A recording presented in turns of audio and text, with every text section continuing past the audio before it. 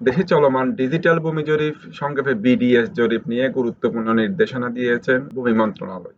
এক ভিডিও বার্তায় আইনজীবী তৌফিক এই জরিপের 4টি স্তর নিয়ে বিস্তারিত ব্যাখ্যা দেন। তিনি বলেন, ডিজিটাল পদ্ধতিতে জমির সঠিক মালিকানা ও সীমানা নির্ধারণে প্রতিটি স্তরে জমির মালিকদের সরব ও সচেতন অংশগ্রহণ নিশ্চিত করা জরুরি। প্রথম স্তরটি হল ভূমির নকশা প্রণয়ন, যা কিস্তুয়ার নামেও পরিচিত। এই পর্যায়ে জমির মালিকদের নিজ দায়িত্বে আইল বা সীমানা নির্ধারণ করতে হবে। নকশা তৈরির সময় আইল সঠিকভাবে নির্ধারণ করা হয়েছে কিনা তা খতিয়ে দেখা জরুরি। সীমানা নিয়ে কোনো ভুল থাকলে তা সঙ্গে সঙ্গে সংশ্লিষ্ট আমিনকে জানাতে হবে। দ্বিতীয় স্তরটি হল খানাপুরি কাম বুজারত স্তরে মাঠ পর্চা সংগ্রহ। এই স্তরে মাঠ পর্যায়ে তথ্য সংগ্রহ করা হয়।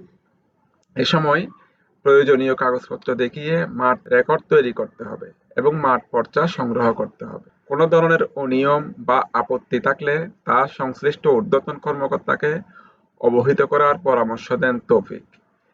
তৃতীয় স্তর হলো তদসিক, মানে সত্যায়ন স্তর। জমির মালিক কিংবা তার প্রতিনিধিকে দিক ক্যাম্পে উপস্থিত হয়ে মাঠ পর্যায়ে তথ্য যাচাই ও সত্যায়ন করতে হবে। এ স্তরে কোনো সমস্যা দেখা দিলে লিখিত অভিযোগ দেওয়ার মাধ্যমে সমাধানের পথ খোঁজার কথা বলেন আইনজীবী তৌফিক।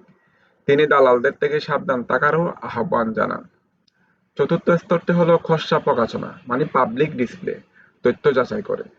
এই স্তরে তথ্য যাচাই করা হয় এবং সেসব জমির খতিয়ান ও নকশা প্রকাশ করা হয়। মাঠ পর্যায়ে প্রদর্শিত খসড়া রেকর্ডে ভুল থাকলে 30 কর্মদিবসের মধ্যে লিখিত আপত্তি জানাতে বলা হয়েছে। ডিজিটাল ভূমি জরিপ একটি স্বচ্ছ ও আধুনিক পদ্ধতি, তাই জমির মালিকদের উচিত যথাসময়ে অংশগ্রহণ ও প্রক্রিয়াগুলো সম্পর্কে সচেতন থাকা।